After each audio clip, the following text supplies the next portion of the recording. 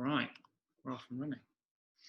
Okay, welcome guys, back to another episode of the SIX3NINE Education Podcast. And this week I am joined by none other than Phil Nayna. Hi Phil, how are you doing? Hey Russ, how are you? Good to see you. I'm very well, mate. We've just been chatting for a few minutes, so we've got things rolling already. But I guess I'll kind of let you do I was going to do your intro for you and do a big wind up, but I guess I'll kind of flatter you on the, right at the beginning and then butter you up. I guess I'll hand over to you pretty quickly to do an intro, but just to kind of get things kicked off, you are obviously PTing now, but as we've just been talking about, moving more in the direction of life coach. Okay, it's not life coaching, is it? It's not life coaching. I'm not a big fan of the word life coach, but yeah, I guess what Russ is referring to is, I guess I've had quite an interesting journey in terms of one, how I've come into PT, and then two, where I'm going now, which I'm sure we're going to delve into as part of today. But I guess, where I'm going at the moment, I've been a PT for 3 years, primarily working out of gym box. And during lockdown and over the last year or so, I've been making a transition over to what I'm terming as health and performance coaching. Russ is terming as life coaching. Essentially what we mean by that, or what I mean by that, is using, like I say, coaching busy corporate execs and using health and wellness as a tool to help them improve productivity, help them improve performance, help them improve their health, help them have more energy, more focus, just more of everything that's going to help them perform better at their jobs or perform better at life, whether that's their relationships, their career, their finances. It's just giving them the skills or the fundamentals that mean that they can just live a more fulfilling, more successful life.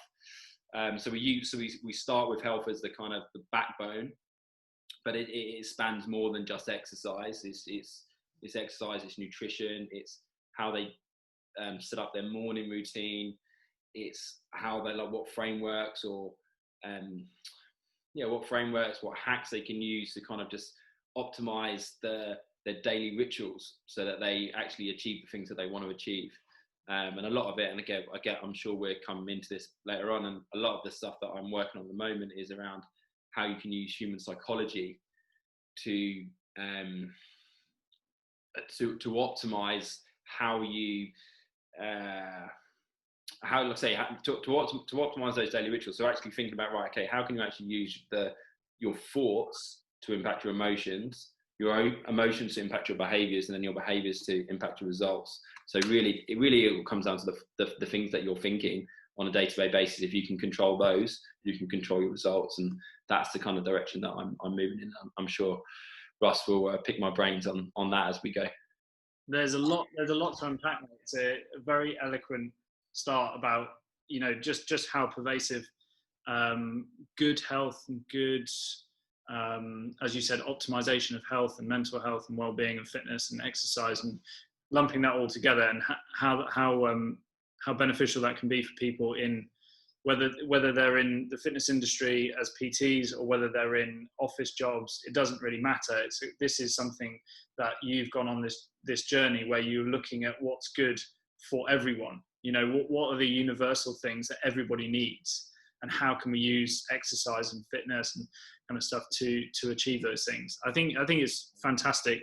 I always like having conversations with you, Phil. I always come away with it like super positive and charged, and I'm always more productive afterwards. So we will get into all of those bits. So you've opened lots of doors straight away.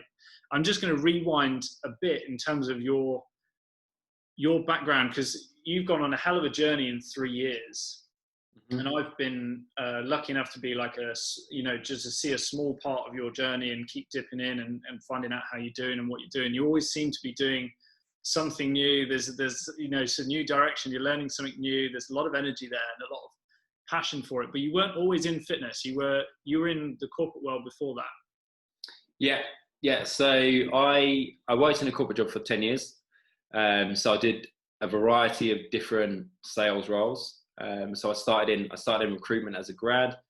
I did that for 3 or 4 years, and then I moved into tech sales, and I worked in tech sales for about 7 or 8 years.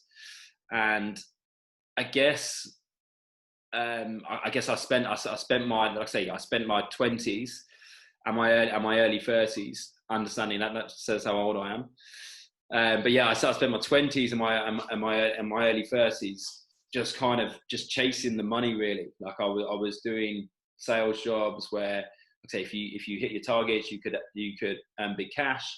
And I guess I just got sucked in. I got sucked in at quite a young age, was making decent money at sort of 23, 24, and just got sucked into that lifestyle. My expenses went through the roof, and as I was earning more, and I just continued on that wheel of, I guess, what we call the rat race, right? I just continued that wheel. As I earned more, I spent more, and then as I spent more, I needed to earn more, and it just carried on going like that. And I don't get me wrong, I built some really good experience in that world, but I think I just got to a point where it didn't fulfill me. It didn't give me what I needed to feel like I was enjoying life or living life to the maximum. So I guess it was two catalysts really for me kind of making the move.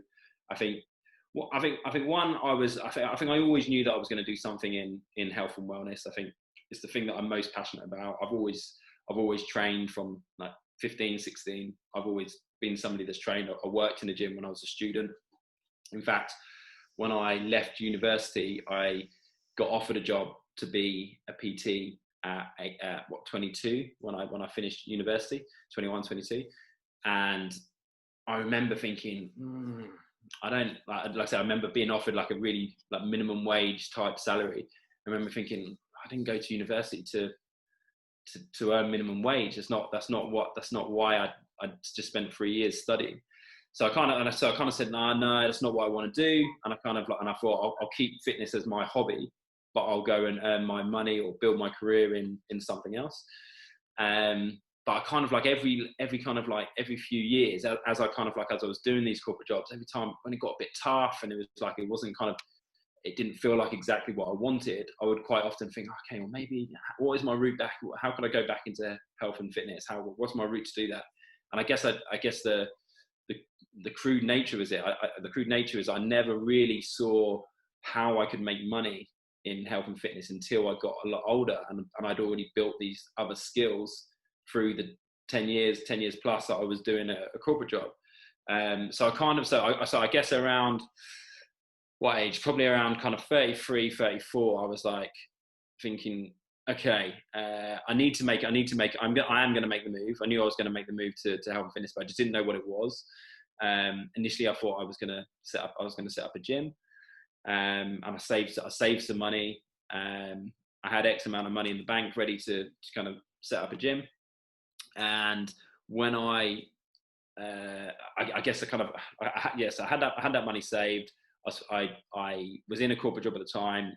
I had met somebody. So I actually had a trainer myself. So I pretty much always had a trainer. In fact, little bit of a tangent, but I'd say any new PTs watching this, if you don't have a trainer and you're thinking about becoming a PT, get a trainer. Because if you don't understand the experience of having somebody coach you, it's really difficult to understand the value that you're providing to somebody else. So if you've not been coached by somebody, whether that's a PT or any type of coach, I would get yourself a coach and make sure that you understand the value of what somebody brings, understand what a good coach looks like, what a bad coach looks like, because you're ultimately going to have to decide what kind of coach you're going to be. And if you've not seen how different people do it, it's going to be really difficult for you to do. So back to the main story. So I met a coach who kind of opened my eyes to what a coach could be. So it's a guy called Fabio who I think trained with Russ quite a few years ago.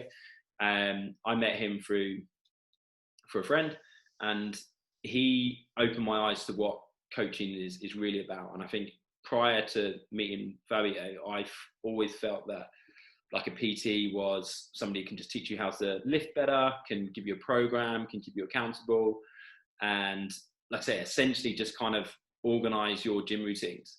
And I think what he showed me was that a good coach will and will help you understand how you can optimize your lifestyle or optimize everything around your life so that you can not only like create the physique that you want, but also create the energy that you want, create the balance in your life that you want, reduce your stress, improve your relationships, improve everything about your life.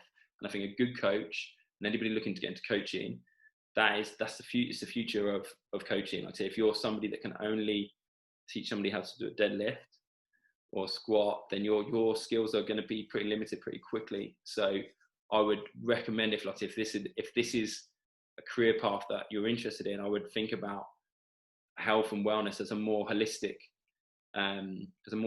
thing, and really think about how you can help people to improve their life in every way, not just in what they look like.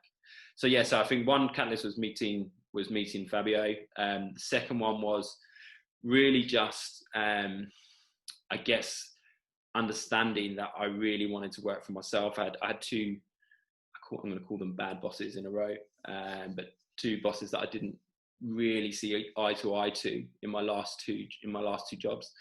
And I think that it was kind of a decision point where I was like, right, okay, I don't want to work for anybody else anymore. I want to do stuff for myself now.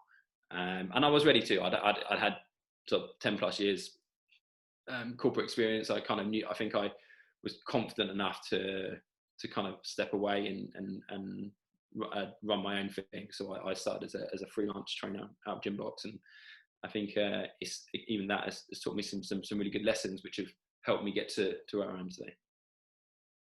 It's a hell of a story and very poignant. I think at the moment there's a lot of people, because of COVID, having to change their working situation, and that brings obviously an enormous amount of stress, anxiety, so many unknowns. Am I going to go freelance? Am I going to go into an employed role? That gym that I was going to go and try and join has just gone bust. There's so much change at the moment, but you're someone who's actually been through that, and you transitioned away from a job, and you've moved into a new one. You obviously talked a little bit about having some of those skills that you'd learned in a sort of more corporate environment and a sales environment, and then you've gone in as a freelance trainer. Now, we talked before we started recording. We were just chatting about what some of those skills were that carried over the most. And you said something quite interesting, and I think very sort of very accurate, which is, you can be a great coach, but if you can't pick up the clients and you can't sell your services, you're not going to be able to earn enough money to stay in the industry. And vice versa. You don't have to be a great coach to begin with, but if you can sell what you're doing and what you have got to offer to clients, it means you can run a business, and that gives you the finances to be able to get better at your job. So in terms of your transition over and making those sales, was it difficult, or was it just a question of, this is a different industry, there's a different set of rules, but I know I can do it? How did you start picking up new clients, and what did you put in place? So, good question. And I'd say the short answer is, I think because of my background in sales, I actually found that transition into freelance PT relatively straightforward. I think that I say that with caution, because I think that it's not easy to be a new PT and go the freelance model straight away. Like, my advice for most people would be, if you're young, if you're I guess if you're kind of in your 20s, like up to kind of 27, 28, and you don't have much life experience, I would say an employed model makes more sense, because you can learn your trade first. If you are naturally a really good salesperson, then the freelance model is an interesting one. But I think, equally, and I think we spoke about that a little bit off air. I think that the people, if you don't see yourself as somebody that's good at sales, I think that often people that don't see themselves good at sales, they nearly think quite negatively about the whole sales part of the job. And I think it's kind of, if you came into contact with people like you before, Phil, that's what it was. Yeah, probably. But I think the reality of a good salesperson, so you've got kind of like used car salesmen or sales guys that work in Vodafone or whatever, and who kind of probably give salespeople a bad name because they're pushy and they're just kind of just pushing stuff down your throat, even when you don't want it. A good salesperson doesn't try and sell something to somebody who doesn't want what they've got. A good salesperson is good at finding people who want what they want, having a conversation with them to understand in detail what they want and why they want what they want. Once they know that, it's really easy. Once you know what somebody wants, what drives them, what they're interested in, it's actually like you tailor your message to their requirement. And that's what sales is. Sales is not trying to put a round peg in a square hole. It's not ever going to work. And it's the reason why lots of salespeople have a bad name. And like I say, I'll give an example. So in fact, I remember I shared this with you when I did one of your courses. I think I shared with you my sales process, I believe, because what I did and what I found really useful was just having more detail in that sales process. So say for example, I met somebody on the gym floor, or I met somebody that was interested in my services through my website or through a conversation. The process that I would run was really thorough. So I'll give you an example first. So I'll give you the reverse of what I did first. So what you see a lot of people, what freelance trainers do when they're trying to pick up clients, they have a conversation with somebody in the gym. They say, okay, cool, let's do a free session. Let's do a taster session. And they give somebody a free session, and they know nothing about this person. They just give them a random session. And then after the session, they go, okay, guys, okay, do you want to sign up for a PT? And they've just given this person a completely random session, don't really understand what this person wants. And they wonder why their close rate is really low. And it's low because it would be complete pot luck if you got that session right, having not asked that person any questions. And actually, like if you just kind of take a step back from them, when you have a conversation with someone who's potentially interested in PT, and you say, okay, well, so you might have a 15-minute conversation with them there and then. And then you say, look, okay, well, let's do this. Let's book in 45 minutes. We either have a phone call or we'll sit down face to face and we talk about what your goals are, what you've been doing recently, what challenges you've had, what injuries you've got, what you want to do next, where you're struggling, what your diet's like, what your lifestyle's like. When you understand all of those things, it's actually really easy to position like part of, let's say, so obviously you've got lots of things that you can help them with, but if you the more you understand about them, the easier it is to pick out the bits where you can help them, and then it's actually quite a straightforward conversation.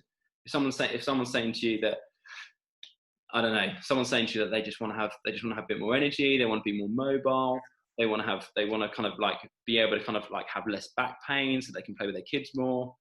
You take them down to the gym and show them how to deadlift, like they're not going to buy your services, unfortunately. Like you need to understand what they want, understand what they need, understand what is driving them from like a psychological point of view. What are the things that they care about? So when someone says to me, yeah, like I say, I always ask the question, like I have like a consultation form that I send them ahead of our 45-minute sit down, which lists a lot of the things I've just spoken about. They fill that out, then we sit down. One of the questions I ask them on the form is how motivated are you to do this on a scale of 1 to 10? And lots of people will say 7 or an 8. And my response is, okay, well, why a 7 or 8? Well, why now? Well, firstly, why 7 or 8, and why are you motivated now? Why not last week or last month or last year? Why now? And you get them to really get the actual real reason. And often the reason is not they want to lose weight. Often the reason is, I can't, like say, I'm slacking at work because my energy levels are so low, or my wife is on my back because I'm just getting fatter and faster and faster, or whatever it is. Once you understand the actual real reason, then you can connect to that, and you understand what's driving them. And if you understand what drives them, you can change their behavior. If you don't understand what drives them, you can't change their behavior. You can just show them how to do certain things in the gym. But it's much more powerful if you can change how they think about something and how they,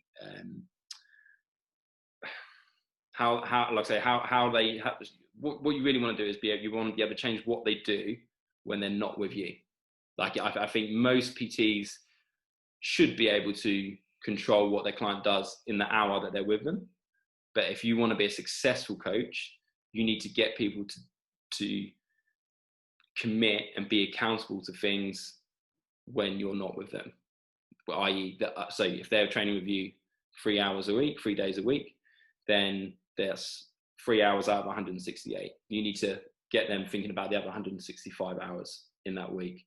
And that, if you can get them to change the behavior there, that is what's going to make you a successful coach. And to do that, you need to understand what's going on in there. So that was a little bit of a ramble. Sorry, Russ. It was a very good ramble, mate. It was a very good and a good sales pitch as well. Some of those skills. There's a theme.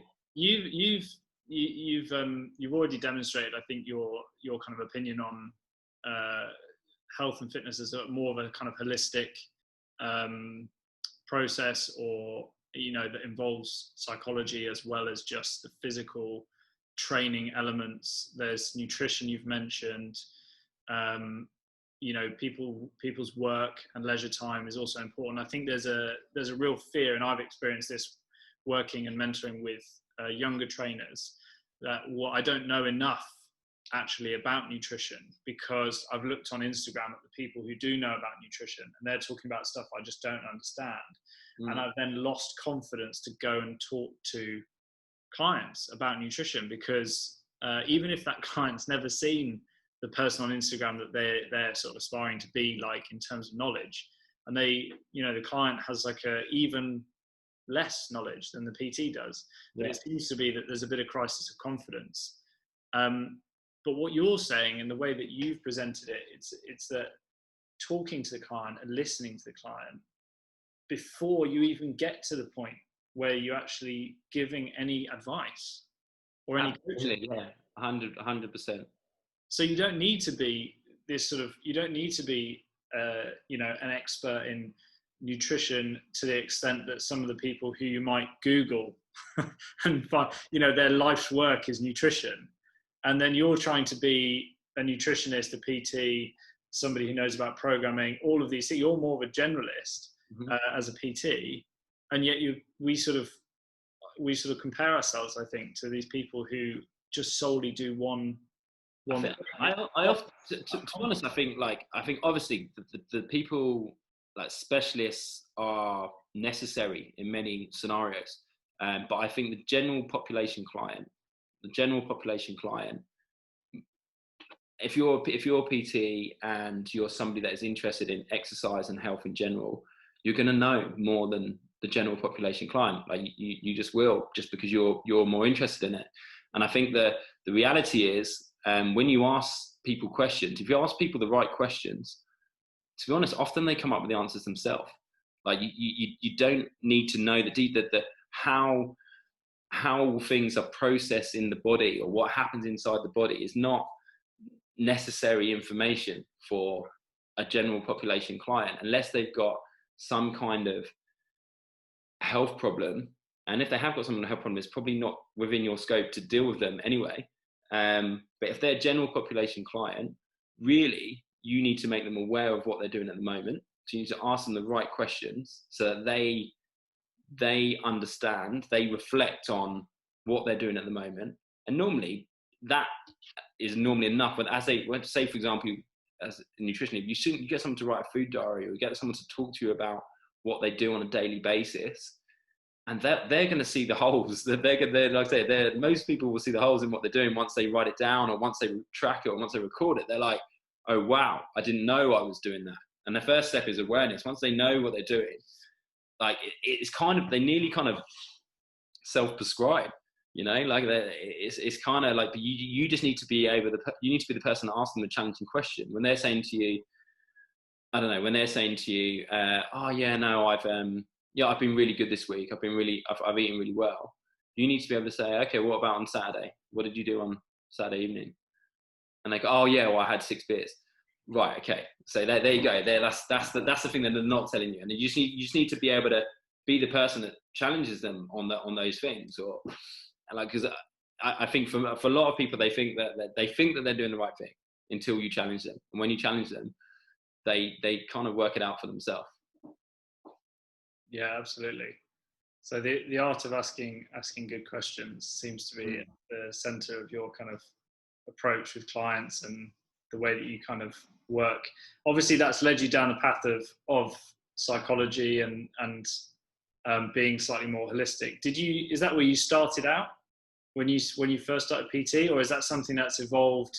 Because you've actually, and we'll maybe dip into this now as well, but what I said at the beginning, and the reason why I said you've had a hell of a 3 years, and every time I call you up, you're doing something new, is because you've actually ventured into corporate wellness as well, haven't you? Because PT was too easy, and it was and you were like, oh, I've done that, so I've ticked that box, so now I just need to do some corporate wellness as well. But is that an amalgamation of both of your worlds coming together, and you're kind of sitting in a good position to take on something like that? Yeah, I think that. So yeah, I think that when I started as a PT, I think the people that I attracted, I think you attract. I think you naturally attract people who are similar to you, or gone through similar kind of challenges to you. I think as a trainer, I think you naturally attract those. Like if you're a bodybuilder, say, and you've got a guy that wants to get big, he's going to be looking at you going, okay, I would like to train with this guy. And I would say I'm far from a bodybuilder, as I'm sure you know. But I would say, like, for me, having that kind of 10 years corporate background, what it meant that was when I speak to people in the gym, the conversations that I had were different to perhaps what one of the other PTs would have with them. So we were talking about their health, and we were talking about how they can improve their physique, or how they can improve their health or their general wellness. But it was done. I guess it was done in a way where I understood where they're coming from, because I've been through the same challenges as them. I've worked a busy corporate job. I've had big targets on my head. I've sat at a desk for 8-10 hours a day. I've had tight hips. I've had tight hamstrings. I've had tight shoulders. I have had shoulders that round forward when I'm, like I say, ruining my posture. Like so many people who work in a corporate office, I've had all of those things. And when you're able to kind of resonate with someone, and you understand, okay, that's what they're struggling with. That's where they're struggling. I think that when someone can see that you've been through the same thing of them and come out the other side, you attract those sorts of people. So I think I was always attracting those people as my one-on-one PT clients in the gym anyway. And I guess I also had the advantage that because I'd worked at companies like LinkedIn, I'd seen pretty impressive corporate wellness programs. So LinkedIn has probably got like a top 3, top 5 corporate wellness program, like globally. They had an on-site gym, like a 24-hour gym. They had multiple trainers. I think we had about 20 classes a week when I was there. We had masseuses. We had like a fully stocked canteen, hot dinners every day. We had everything. You know, it was like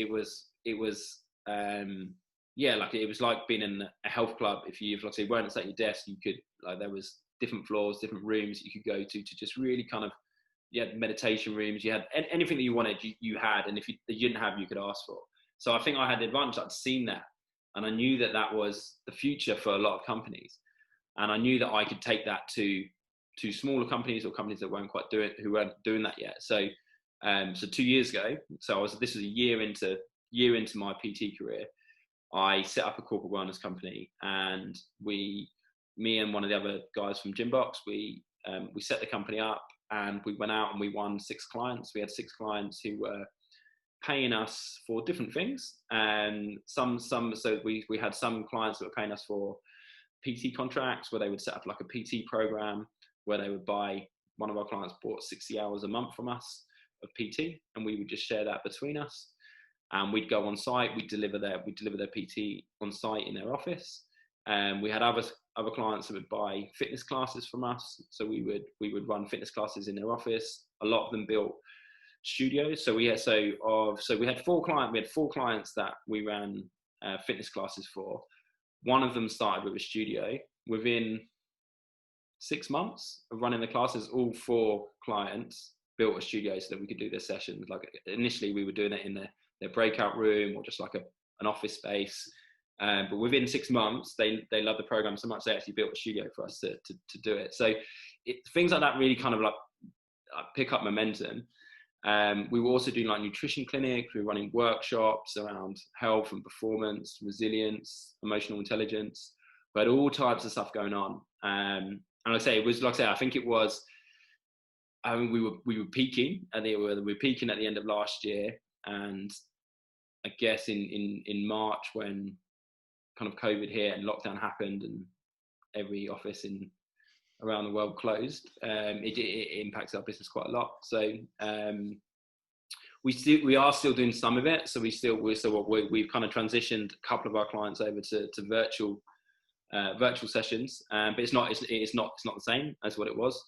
But I guess that was really a bit of a kind of bring down back to earth type moment when we realised that we were losing a large portion of our revenue from that business. So, but I guess it's just forced us to change. It's forced us to adapt. And I think if that hadn't happened, I'm not sure whether I would be doing the same transition that I'm doing now into the health and performance coaching. But I think to answer your question again, I've gone a little bit off tangent. But to answer your question, I think yes, it's a combination of those two worlds. I think that kind of taking the experience that I've got from corporate, taking it and I guess aligning it to the experience I've got as kind of working as a health professional for the last 3 years.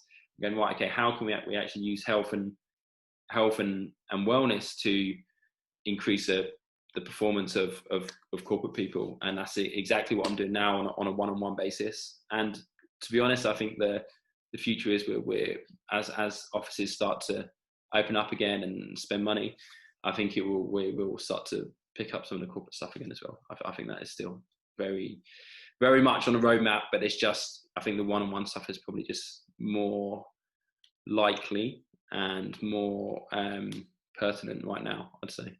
Yeah, absolutely. And how do you, I mean, it's fascinating because it's a a bitter blow when you set something out like that and you get it moving. But how have you dealt with that? Because there are a lot of trainers in a similar sort of position. It's not just you've obviously mentioned you adapted in a business sense, and you're actually, I'm going to move myself over into this new sort of away from trainer, and I'm going to target slightly different clientele, and I'm going to brand myself slightly differently. So you've obviously done that from a business perspective, a branding perspective. But how do you cope with it emotionally, personally, if you don't mind me asking? Like, is there any stuff that you've done that's helped? Because so many people are in the same boat at the moment. As in what I've done to manage the emotional baggage that brings. Yeah.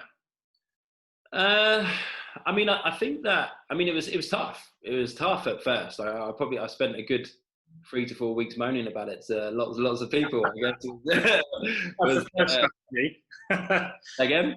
That's the first strategy. Have some people. Yeah, exactly. Yeah. Moan about it to your friends, I'd say, is number one. So no, I was obviously very frustrated when it first happened, because it felt that like we had 2 years worth of graft just kind of like slip between our fingers like overnight. So it was hard, it was painful, and I think like me and my business partner, we had some struggles through that time, like it was tough because I believed one thing, he believed another, and it was kind of, we were trying to kind of figure out how to fix it, but we just couldn't agree on how to pivot, and how to make sure that we could keep the business running, really. Like we're literally, like, our revenue had been cut by, I'd say, as much as 75%, maybe 80%. Like it really took a hit. So it was tough. So I think there was a few weeks of just kind of anger and denial and just kind of like really frustrated times. But I guess I've, for me, I think like, I've always kind of, my attitude has always been, well, what can I do differently?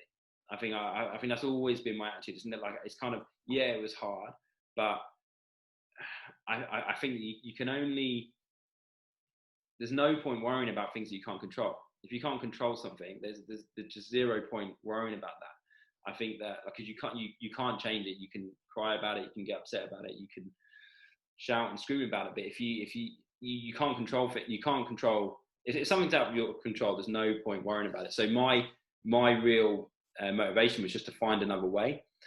So I think I just got busy trying to find another way. And we converted some of it. Like I said, we converted some of it to virtual. We worked on that, and we were delivering about 50% of it virtual, but that just kind of gradually dropped. So I guess, and in terms of other stuff, I guess, and this is kind of potentially kind of COVID specific, but also due to the kind of drop in business, is like I do quite a lot of mindfulness stuff now.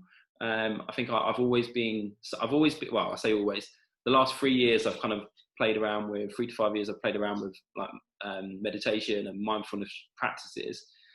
And I think that there's so many different ways to be mindful, so many different ways to meditate. And for me, it was just about finding one that works for me. And because you'll have lots of people that tell you, oh, you have to meditate like this, or you have to meditate like that. And really, meditation is just giving your mind a break. And if you're able to, like, so the way I do it, and now, I mean, I have a few different methods, but the one that's probably most effective to me, and I came across this by chance, is just setting a 5-minute timer. And I do this. I came across it by chance because I just did it when I was in a rush. I used to do guided meditations all the time and use different apps. But often I was in a rush. And I was like, right, I haven't got time to do 10 or 15 minutes. So I just started doing a 5-minute timer. Just put a 5-minute timer on my iPad, take that into the spare room, sit down 5 minutes, close my eyes, breathe.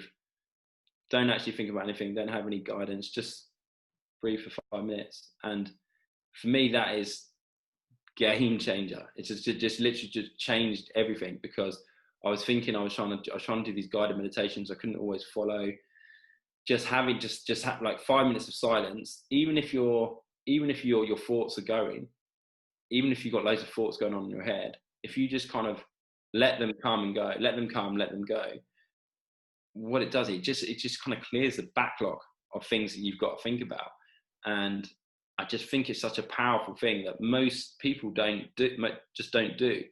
And I think we spend all the time, and I've been guilty of this, of just spending all my time inputting information, but not giving myself enough time to process it. And it really helps with, particularly if you're like learning something new, or you're reading new things, or you've got problems or situations in your life that you're trying to deal with. If you don't spend any time in silence, you never really get a chance to process them. You never really get a chance to understand what you actually want out of what outcome you want. And I think just like, if you can just give yourself little bursts of 5 minutes, 10 minutes, whenever you've got them, just go and sit somewhere quiet, 5 minutes, 10 minutes. Like, I think that for me, it's just changed my outlook on stuff, and just allowed me to think a bit more, just to be a bit more thoughtful, and or probably thoughtful is not the word, but to articulate what's going on in my mind better. I think like often I would just like, I would say what comes immediately to mind, rather than actually processing what I actually believe. And I think, like I say, when you give yourself a little bit of time to do that, it makes a big difference, really big difference. It's good advice, very good advice. I also think the breathing techniques, there are lots of them, but there's a very interesting fact I came across, or bit of information, should I say. 5 minutes of diaphragmatic breathing elevates dopamine levels for 4 hours afterwards. Oh, wow. 5 minutes investment, Mm. exactly what you're doing, you get an elevated level of dopamine in the brain. How do you do it?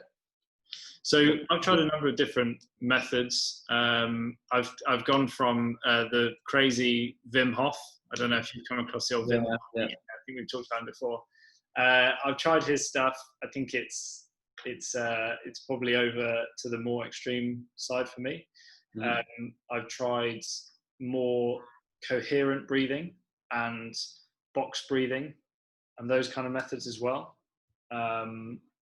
Some yoga practices I find quite interesting. There's some old Eastern breathing techniques with nasal breathing techniques where you breathe through the mouth. It's like circular breathing, and a lot of musicians, particularly wind instrument musicians, will use circular breathing techniques, and they can all be useful because they all tap into the same physiology. Okay. So you're concentrating your mind on a singular task. So you're not wandering off and daydreaming. You're embodied, so you're concentrating on sensations or actions of your actual body yourself, not things that are coming in the future or things I've done in the past. You're very present in the moment with all of those techniques. And you're activating your parasympathetic nervous system. So you're activating your vagus nerve, which is responsible for relaxation. Yeah. And there's a whole bunch of science behind, and a big area of research in particularly psychology as to the mind and the body being one unit, not two separate entities. We've created there's a man-made division between psychology and physiology, but that man-made division is in study and research alone. It doesn't exist in real life. In real life, they're just one integrated system. So I think that I've found I can tap into that same relaxation physiology, if you like, by going for a walk. Yeah. There's something about walking, if I'm trying to problem solve, where I don't go for a walk to solve a particular problem. I just go for a walk. I don't go for a walk because I want to get from here to here as quick as possible. Yeah. I'm just going for a walk because I see the value in going for a walk. And I think I've adopted something similar, actually. So I think I've been someone who, I guess, like over the years, I've been somebody that consumes a lot of information. So whether that is audio books, podcasts, reading books, whatever, doing courses, I've always been somebody that consumes a lot of information. And like I say, and I think particularly over the last 5 years, where I've been really trying to learn so many new things as I've transitioned career, I found myself quite often, I would literally, like, every time I would walk anywhere or travel anywhere, like in commute, I'd always have like a podcast or something going on. As soon, literally, I walk in the door, podcast goes on, like something happened, like straight away. I've always got some kind of input going in. And I actually watched this a podcast with a guy called Naval Ravikant. He was on Joe Rogan. One of the best podcasts I've ever seen. The guy is a genius in terms of mindset, and he talks about the power of silence. And this is what really motivated me to do this. And like I said, now I talked about the kind of little 5-minute timer thing, sometimes a 10-minute timer, but also now I make a habit of at least one journey in a day. I don't have any input going. I don't have any audio. I don't have any podcasts. I just walk. And like I say, it might not necessarily be the nicest walk. I'm not always kind of walking through a park or walking, going specifically for a walk. But I just think having a little bit of time with your own thoughts, like, it's just such a powerful thing, which I just never realized before. And now I need and want that in my day, because I just feel like all of the information, like I'm processing all of the information that I'm learning so much better. Like I quite often now, so during lockdown, I've been zip carring quite a lot because I don't have to get public transport. Quite often I'll just have zero music on. I either have zero music, or I've been using what are called binaural beats. So binaural beats, for anybody who don't know, they're essentially like, it's just really binary music really. So they're just sounds. They're just sounds that what they actually do. The science behind them, they actually activate brain activity. So your brain essentially has different wavelengths, and the binaural beats can activate these different frequencies. And so there's binaural beats that you can use for focus, for creativity. There's binaural beats you can use for sleep and relaxation, and it just kind of activates different frequencies in your brain. And it's amazing. Like you come out, I come out of an important meeting. So for example, I now have, as well as a coach, I have a mentor who mentors me for like business decisions. And I come out of a meeting with him, I get in the car and I put the binaural beats on, and I just process all the information that we've just spoken about. And it's amazing what happens in your brain in 45 minutes when you're driving, when you've got either silence or you've got something like that binaural beats, because it's kind of creating I don't know how it does it, but it's kind of creating connections that potentially are not there normally. And the ideas that come out are unbelievable. Like I couldn't recommend it higher. Yeah, well, the sort of noise thing again, old sort of Chinese proverb, which probably isn't a Chinese proverb, which is probably something somebody's made up and attributed to China, because it always is. But it's that kind of there's nothing new under the sun, and it's that chanting and your oms from yoga and various different practices and meditation, and you hear it a lot with in ancient monasteries, and monks will do kind of chanting and stuff. And it's gong baths is another one that seems to be now like more popular in sort of so noise-based meditation. And the fascinating thing I think about what you're mentioning is there's a great series on Radio 4 called The Anatomy of Rest. Okay. And they talk about when our brain has got a low level input that's pretty consistent, like exactly like the beats you're suggesting, or like a chant, or like something repetitive, where it's not overstimulating us. It's just background noise, but it's relaxing, it's not jarring, it's not threatening.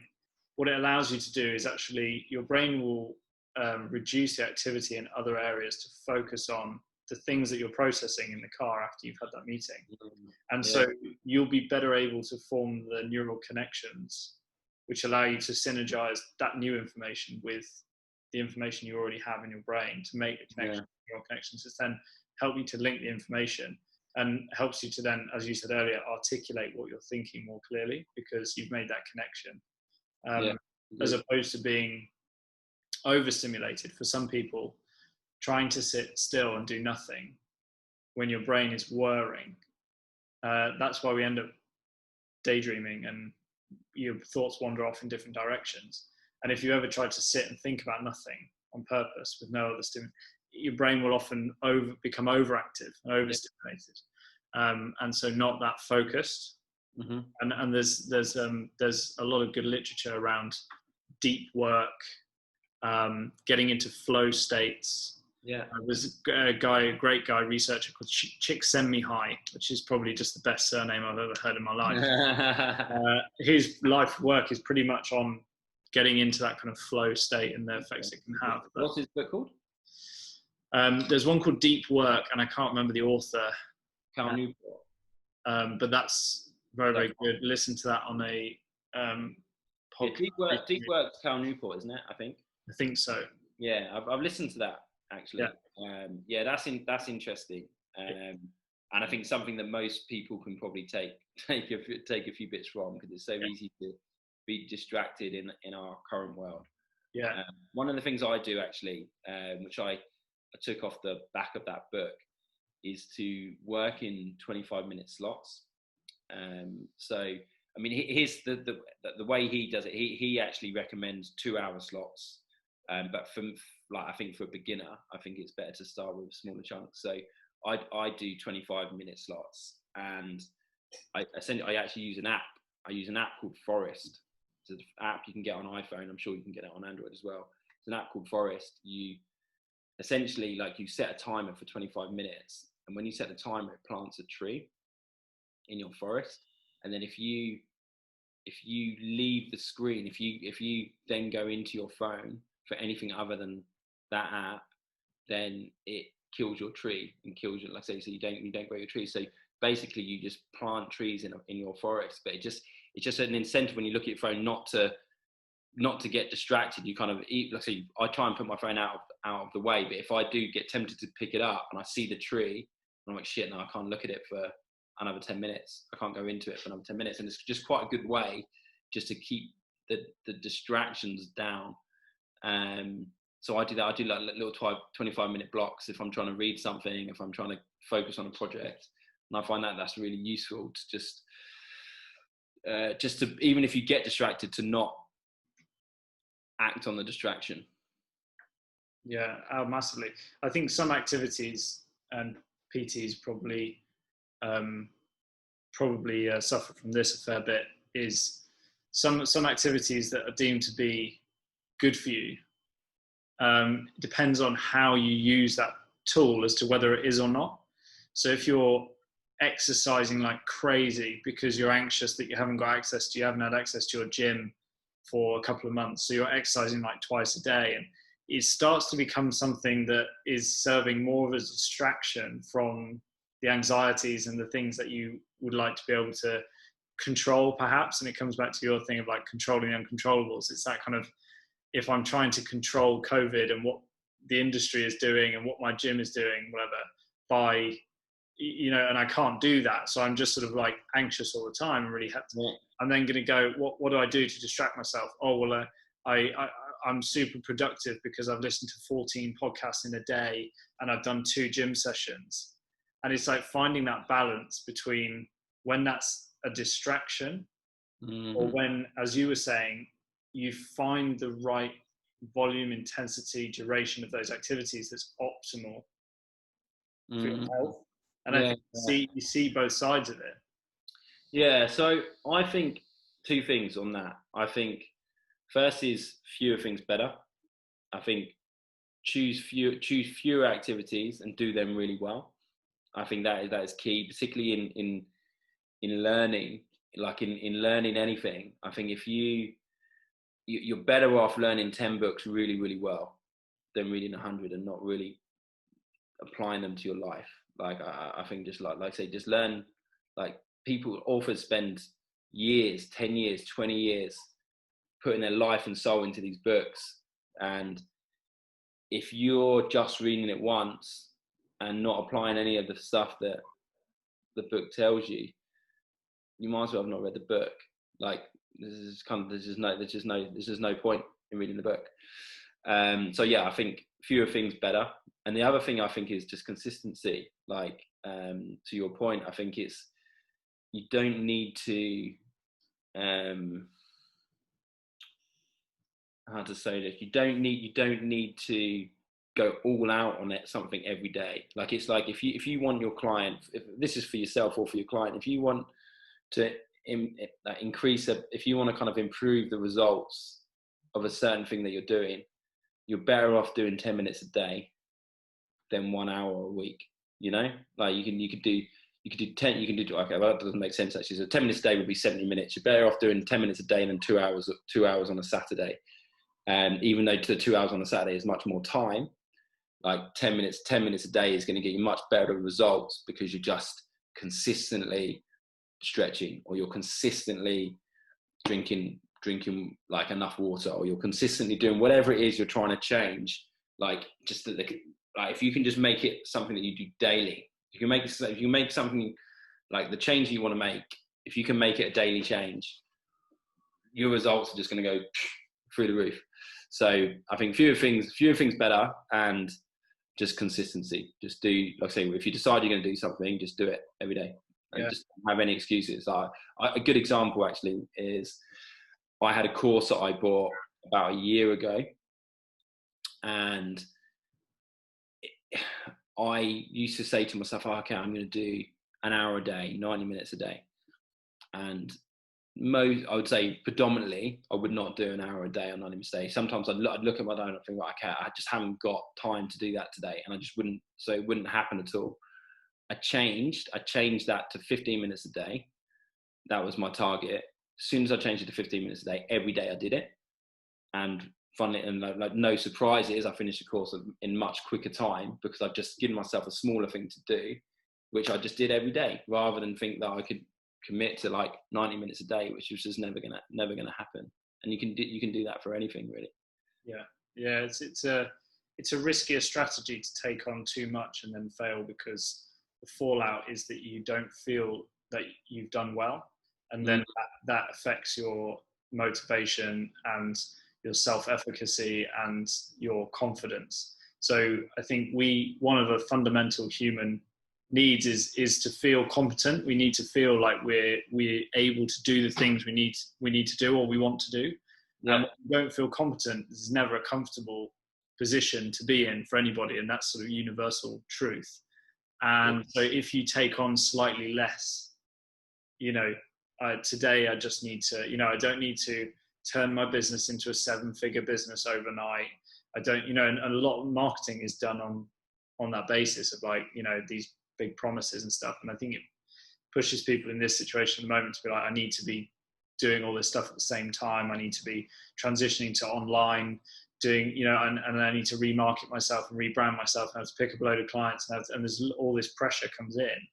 And then of course you can't possibly do all of that at the same time. Then you feel like you can't do any of it. Yeah, agreed. Whereas if you're able to do, small little tasks every day that contribute towards the goal of transitioning onto online, whatever those longer term goals are. Yeah. You then feel like, oh, I've done my bit for today on that. I can tick that off. I feel competent at that. I feel like I've got this. I can do it. Yeah. And you build momentum and confidence at the same time. Yeah, you build momentum and confidence, but you also kind of like I wrote a blog on this recently, actually, and I was talking about how like when you're kind of creating new habits, the best way to create new habits is to attach them to your identity.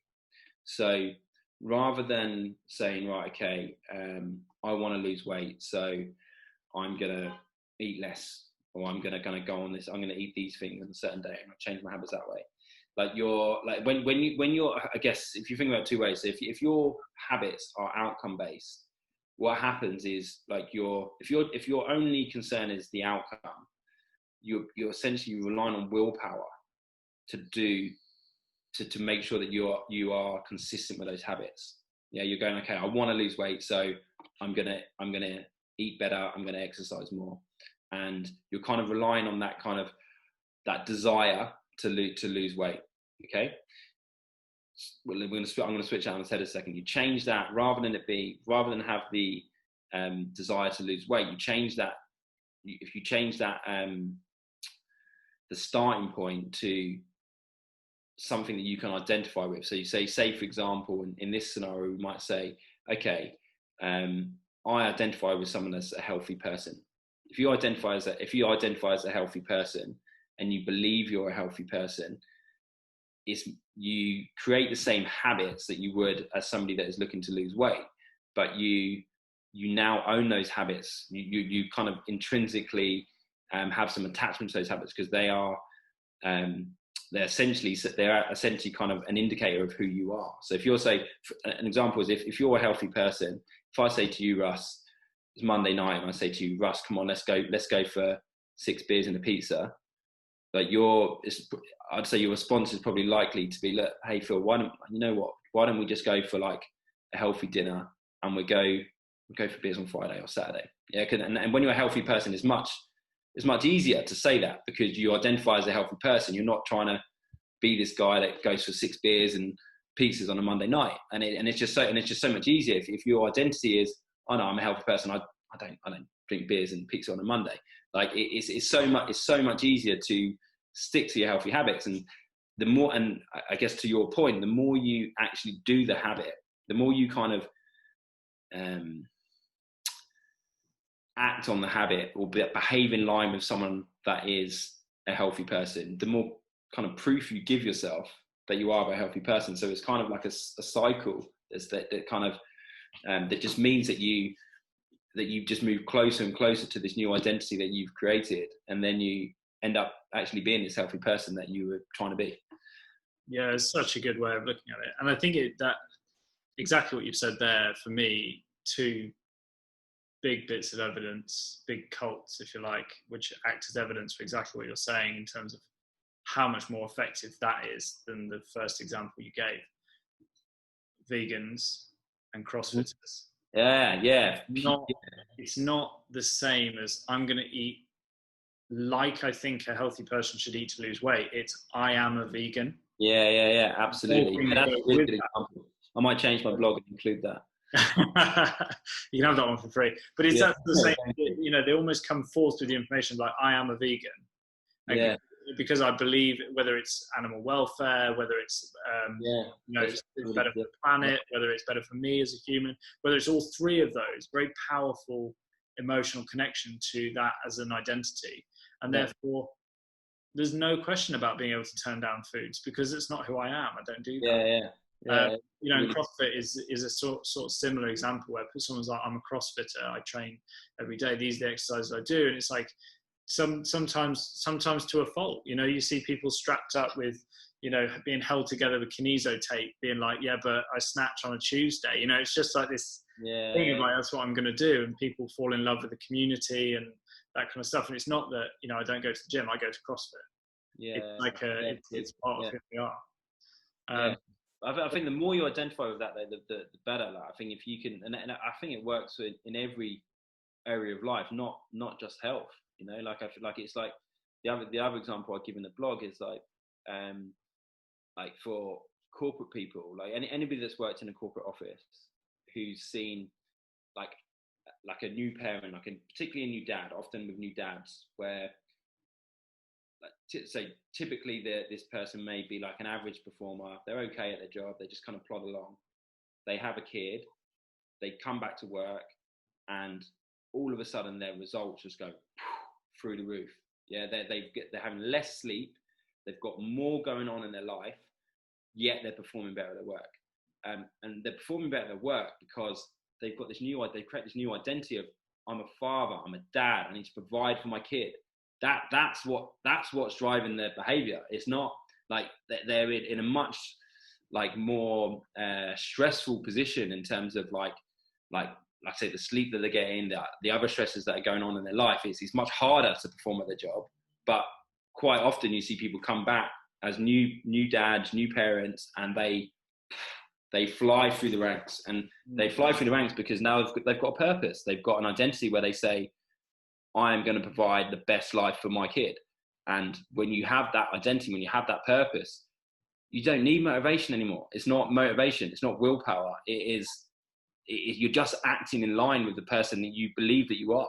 And if you act in line with the person that you believe that you are, you're not chasing behavior change anymore. You're just being you. And that's so much easier to be consistent with. And we all know that consistency wins, right? Consistently, if you do something consistently, you win. And I think it's just another example of just like identify with the person you want to be, make that like deep in your core, and then the kind of behaviors and the rituals of that person will just become natural and easy to you. And I mean, it's just kind of like a straightforward metaphor for life, really. And also your Miss World application as well is now complete for World. I forgot my bow. I need my bow. I'll bring no, it's very good, mate. I think it's an important message, and so many of the ones that we've already covered have been as well. We've ticked off sales, we've ticked off transitioning careers from corporate into PT. We've touched on some coaching bits. And we've kind of come around to looking at sort of, I guess, wellness and how you kind of look after yourself at this time. I could talk to you all evening until you were sort of fed up of talking or listening to me, but it would be good to wrap it towards a close and kind of finish off with maybe a couple of statements and get your thoughts on a couple of key things. And then maybe if we want to come back and do another one, we do another one. Got more to talk about. It'd be great to have you back on another time as well. Just to finish on this one, like like as I just said, we started off that kind of transition that you made from career, and I said that that's going on a lot at the moment for people, and there's a lot of stress. Would you kind of have either advice, that sort of age-old question of like, what would you advice would you give yourself? But whether it's that, or whether it's just for new PTs or PTs who are sort of, looking to kind of pick up clients, maybe get their business up and running, or maybe build it up a bit more from where it is now. Would you have some kind of go-to advice that you'd sort of settle on to give to those PTs? In terms of building their business? Yeah, just kind of, I think, because a lot of people are looking for financial security at the moment, and it's tough. And so it's a big, I know it's a big topic to break down into maybe a single piece of advice, and maybe that's just too hard to do because there's so many different ways that people could do it. But okay, I'll give my best shot. So I'd say that the first thing I would say would be to understand what value you bring, understand what you can offer people, and really kind of dig deep and figure out what you care about, what you know, and where you think you can help people. I think that's the first thing. I think the second thing is when you're speaking to clients, if you work in a mainstream gym, you're going to have access to clients, you're going to speak to people. If you work in a smaller studio, you're going to get given clients, you're going to have new clients come to you and consultations given to you, etc. So I think whichever model you go for, that you need to have a process. You need to think of the first meeting with a client. I say obviously the first conversation is just going to be quite natural, and you're just going to talk to somebody and get them interested in talking to you again. That's the first bit. If somebody agrees to have a consultation with you, prepare for that consultation. Like, don't just turn up to the consultation with a pen and paper or your iPad and without having thought about what you want to ask them. I have a 2-page document, which I'm happy to share with you, actually, if you want to share that as a link in your a link in the kind of podcast notes. I have like a 2-page document which I send to clients, like it's an online document, like a Google Doc, which basically is like essentially a questionnaire which allows them to, which basically asks a few questions about the client's training history, goals, nutrition, lifestyle, motivations, etc. And I get them to fill that out ahead of meeting me.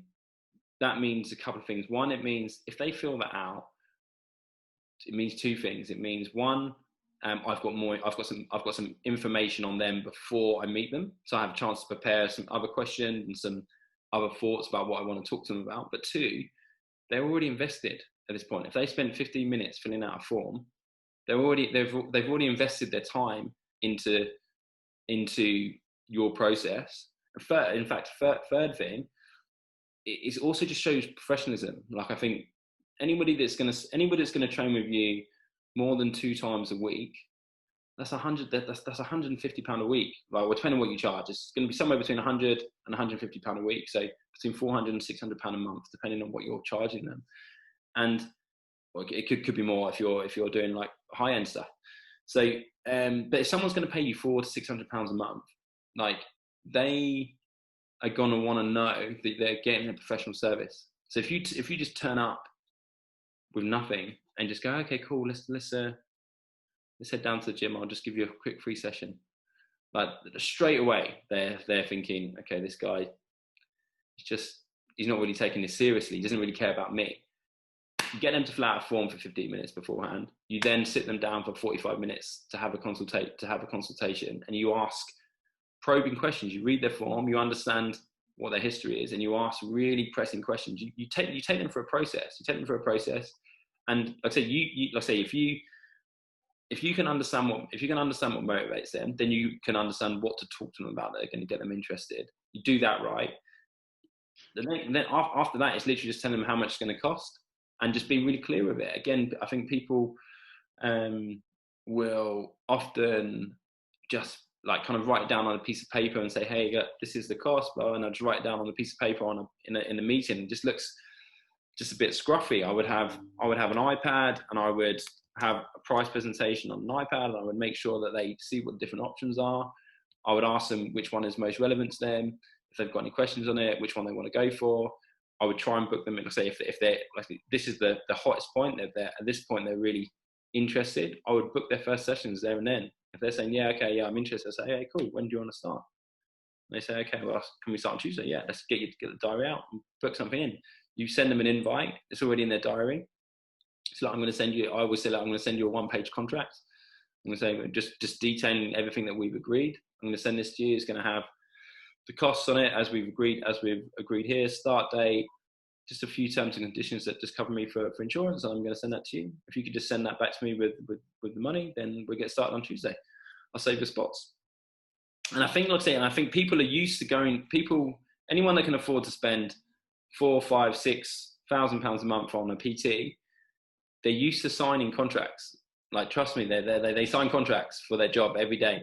And if you can show them that you're just as professional as the other suppliers they deal with on a day-to-day basis, then they're much more likely to work with you than somebody who doesn't do that. So I would just get your processes set up. Just make sure that, like, your sales process, there's like a step-by-step process. And then when somebody starts, you've got an onboarding process. You don't just go, right, okay, first session, let's just see how it goes. Have an onboarding process. So you say to them, right, you say to them, so when they say to you, what's it like to work with you, say, okay, well, week 1, this is what we're going to do. We're going to look at how you move. We're going to see if you've got any movement limitations, see if you've got any kind of like mobility issues, see, like I say, we're going to have a look at how you push, how you pull, how you squat, how you hinge. We're really just going to assess how you move. We've got a few fitness tests, some strength tests. First 1 to 2 weeks, we're going to be looking at that. Week 3 to 4, etc., etc. And you just kind of paint a picture of what a journey with you looks like. And I think if you don't do that, then they just, yeah, I just think that it's just you're missing an opportunity to add value. I think you should be adding value in every session, including the consultation. But you're also missing an opportunity for them to understand what you can deliver for them. So I think have a process for both your sales process and for your consultation. And then once you've got somebody as a client, I would spend time every week thinking about each of your clients and how you can add value to their sessions that week. Like, and that might not even, like, that might be something that they've asked you about that you didn't know the answer to in your session. Like, it might have been, they just might have asked you like a nutrition question, which you weren't quite sure about the answer. But you go, okay, I'm going to come back to you on that. I think, like I say, I've got an idea, but I don't know 100%. Let me come back to you. And you go and do the research, and you go back to them within 24 hours, 48 hours, and you say, hey, look, I looked into this for you. This is what I think you should do. And you just send it to them. That is creating value every time. Like I said, and if you create value every time you meet with somebody, they're going to be your client for a long time. And even if they one day are not your client, they're going to refer you to other people. And I think it's just always think about, even if you think that they don't appreciate the stuff that you're doing, just create value every single session. Give them something that they can go away, think about, make it, and say that there's going to help them to make the changes that they want to make. Or yeah, that's what I would say. Very wise words. You can do it. Mate, thank you very much. I've massively appreciated that, and I learned a lot listening to you, as always. And yeah, thanks very much for your time.